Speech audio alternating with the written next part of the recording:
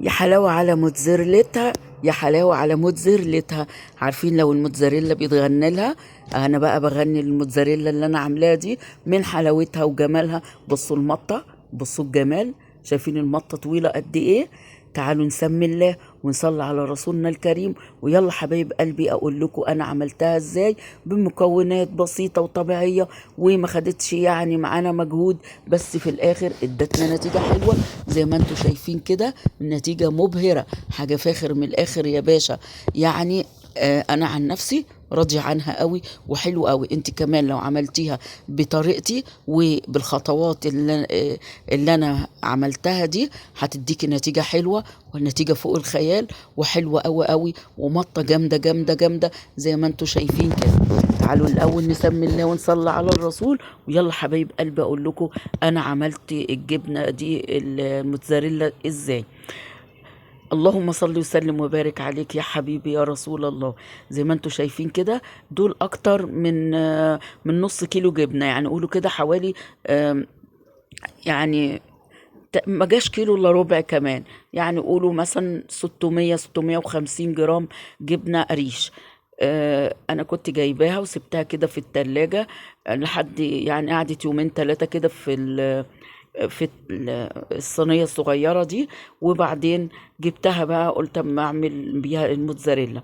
طبعا كانت فيها نسبة مية فعصرتها قوي، لازم تعصريها على قد ما تقدري زي ما انتوا شفتوا. انا كنت بعصرها بايدي وبتك عليها قوي. تقدري تحطيها في مصفى وتصفيها بشاشة، المهم لازم تنزلي منها اكبر كمية مية ممكنة. هي برضو مع التسوية هتجيب مية تاني. حطيتها في الوك كده ورفعتها على النار. وعايزه اقول لكم على نصيحه، لو عندك ووك او صينيه او حله تيفال، اشتغلي فيها عشان ما تلزقش معاكي، وكمان عشان ما تتلسعش. لو هتعملي في حاجه المونيا زي اللي انا عامله فيها كده، لازم تكوني الالمونيا بتاعتها تقيله عشان ما تلسوعلكيش الموتزاريلا كده، وعشان تاخد حقها كويس قوي في التسوية فتديكي نتيجة مبهرة. حطينا بقى كده الجبنة، هفضل اقلب فيها كده رايح جاي، واجيب من الجناب، وكل ما آه تقلبي هاتي من تحت ومن فوق ومن الجناب زي ما انتوا شايفين كده. وبعدين هتبتدي دلوقتي تسرد مية، تنزل المية بتاعتها. كمان انا هحط لها دلوقتي ايه، دي 3/4 معلقة كربوناتو. الكربونات دوت هو اللي هيخليها كمان تسرد المية الزيادة اللي فيها. دلوقتي هتلاحظوا انها حواليها مية كل شوية، تلاقوها كده كل ما اقلب مع السخونية هتلاقوها بتجيب مية. هرجع احط لها ايه كمان، احط لها معلقة من السمنة، اي نوع سمنة، حتة زبدة اللي موجودة عندك هتحطيه. هتلاقوا برضو السوائل حواليها كتير. هنفضل نقلب، ما تتخضيش وتقولي ايه بقى المية دي كلها دي باظت، لا طبعا. مع السوا كده هتلاقيها ابتدت تمط، يعني هتلاقيها ابتدت تكور على نفسها كده وتعمل لك كتل، وتدخل كل ما تدخل في مرحلة التسوية هتلاقيها بتديكي مطة جميلة جدا لحد ما تسرد ميتها كلها. وبعد المية بعد كده هتشرب المية تاني، والمية الزيادة بتتبخر وهتديكي نتيجة في الآخر حلوة قوي. دلوقتي حبايب قلبي انا نزلت معلقه سمنه، اي نوع سمنه عندك او قطعه زبده هتحطيها، وهنفضل نقلب فيها كده. لازم تكوني موطيه النار عشان تسويها كويس، وعشان الجبنه تاخد حقها في التسويه. زي ما انتوا شايفين هتقلبي تجيبي من تحت ومن فوق ومن الجناب. اهم حاجه الجناب يعني على طول كده تقلبيها وتحركيها عشان ما تتلسوعش منك. وزي ما قلت لك لازم تكون الحاجة اللي بتشتغلي فيها لو ألمونيا تكون ألمونيا تقيلة، عشان يعني عارفة ما تشيطهاش ما تلسوعهاش، يعني عشان تستوي براحتها وتديكي نتيجة حلوة. بصوا بقى حبايب قلبي كده ابتدت تدخل في التسوية زي ما انتوا شايفين. بقيت عارفين عاملة زي اللبن المجبن، زي يعني تكتلات الزبادي كده. تعرفي ان هي ايه، ابتدت تدخل في مرحلة السوى.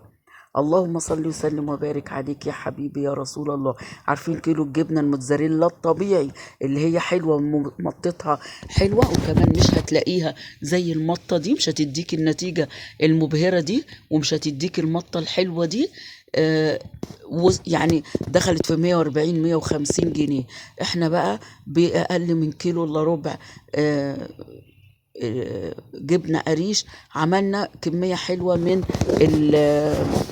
الجبنة الموتزاريلا، هتشوفوها دلوقتي. بصوا حبايب قلبي، المطة ابتدت تعمل مطة هي بسيطة كده، شايفين كل مرة اهو، شايفين ايوه ابتدت ايه تدخل في السوا كده، وابتدت تعمل المطة الجميلة المبهرة دي. أول ما بتلاقي عملت المطة دي بتحس كده إنك مبسوطة منتعشة كده، إن الحاجة نجحت في إيدك وادتك نتيجة حلوة. هتفضلي تقلبي ما تزهقيش، معلش هي بتاخد وقت شوية في التسوية، بس لازم ندي الحاجة حقها في التسوية. شايفين حبايبي؟ بصوا ابتدت اهي تعمل ايه، شايفين الخيوط؟ خيوط بتمط كده رفيعة، كل مادة هتلاقيها بتزيد. خدوا بالكم دلوقتي، بصوا هي لسه تعتبر سايلة وتعتبر لسه فيها سوائل. كل ما هنقلب والسوائل دي تتبخر هتلاقوها ادتك نتيجة احسن والمطة بتزيد. دلوقتي بصوا عاملة زي الفتل كده المطة، بس واضحة يعني بتهيألي ان هي واضحة بالنسبة لكم. شايفين؟ رغم ان كده فيها ايه، لسه فيها كمية مية حلوة، المية دي لسه ما اتبخرتش. لو انت تقدري تصفي المية، ممكن تصفي شوية من المية، بس ما تنزليش معاها من الجبنة. عايزة تنك تسويها كده على النار، لو انت مستعجلة صفي شوية من المية. زي ما انتوا شايفين بقى، عايزة تفضلي تسوي فيها كده ما تزهقيش وايدك فيها على طول. شايفين؟ طول ما انا واقفة بقلب بجيب من الجناب ومن تحت كده ومن فوق، اهي ابتدت تغلي. عارفة زي ما تكوني كده اما بتسيحي سمنة بتعمل لك الفقاقيع الحلوة دي. شايفين؟ دي كده السوائل اهو. ايه رأيكم بقى؟ بصوا بتبتدي تلم كده وتعمل كتل على السبتيولا كده. شايفين حبايب قلبي؟ احنا اتفقنا ان اي حاجة نلاقيها غالية في السوق هنعملها بايدينا، هنعملها في البيت، او نوصل للبدايل بتاعتها ونعملها، المهم توفر معانا. او بصوا حبايب قلبي، انا عشان طبعا الفيديو ما يطولش عليكم، انا كنت سرعت شوية، قطعت كده الفيديو عقبال ما اقلب شوية براحتي وتبتدي المية تتبخر. اهو زي ما انتوا شايفين، بصوا المطة بتزيد ازاي.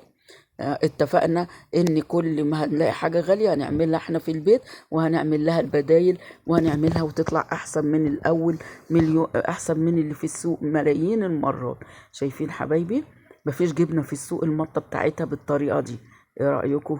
شايفين؟ ما بالك بقى في الحشوات، في الجبنة في حشوات السمبوسك. لا عايز تعملي بيها كنافة، تعملي بيها تحشي بيها معجنات، مش هتقول لا. بصي هتديكي نتيجة حلوة في اي حاجة تستخدميها. شايفين المطة؟ بصوا طول ايه. شايفين؟ انا برفع ايدي قوي بالمعلقة فبتديني مطة حلوة قوي قوي. ايه يعني هتبقي مبسوطة كده وانت بتشتغلي فيها. انا حاولت ان انا بس ايه احرك كده الكاميرا عشان اعرف اجيب لكم عايزة اوريكم طول المطة قد ايه. بصوا شايفين حبايبي؟ حاجة جميلة. وبصوا لونها أبيض وحلوة قوي قوي. دي بقى طبيعية ما فيهاش مواد صناعية خالص ومضمونة، وديكوا شفتوا بعينيكوا معمولة ايه من الجبنة وشوية وحتة سمنة أو زبدة، وكمان شوية كربونات صغيرين، يعني مكونات لا تذكر. عملت لنا حتة حلوة من الجبنة الموتزاريلا. تقدري كمان لو عندك جبنة قريش وجبتيها وما بتتاكلش تقدري تعمليها، ما بنرميش حاجة خالص. انتوا عارفين هدف قناتي ايه؟ التدبير والتوفير وإعادة التدوير، زي ما انتوا شايفين كده. وادي الجبنة القريش عملنا لها تدوير وعملناها ايه موتزاريلا، حولناها الموتزاريلا. طبعا كده انا كنت كورتها ادتني القالب الحلو ده. انا بوزنها دلوقتي، دققوا كده في الميزان، بصوا 697 جرام. انا وزنها اهو 697 جرام. طبعا انا كمان حاطه الميزان في الكيس كده عشان ما يتوسخش، ما ينزلش عليه حاجه تبوظه. الرقم كان باين يعني شويه. شايفين؟ عشان بقى تعرفي تبشريها. وهي طرية كده مش هينفع تبشريها. هتاخديها بقى تحطيها في كيس وتحطيها في الفريزر ساعتين ولا حاجة لحد ما تتماسك وعشان تعرفي تبشريها. هتشوفوا دلوقتي انا هجيب كيس وهحطها فيه. بصوا قالب محترم اهو. هنحطها في الفريزر ساعتين ساعتين 3 يعني. بصي المهم ما تسيبهاش تتجمد وتحجر عشان تبقى تعرفي تبشريها بسهولة كده. بعد ساعتين انا طلعتها اهو. القالب متماسك جدا جدا وفي نفس الوقت طري. هنجيب المبشره. هتشوفوا بقى احلى جبنه موتزاريلا مبشوره. حاجه فاخر من الاخر يا باشا. عايزاكم تجربوها وما تنسونيش بالله عليكم باللايكات وشيروا الفيديو عشان ناس كتير تستفاد منه. وقولوا لي رايكم ايه في الكومنتات وصلوا على رسولنا الكريم في الكومنتات. وقولوا لي من اي بلد بتتابعوني وايه رايكم في قناتي. وقناتي هدفها التدبير والتوفير وإعادة التدوير.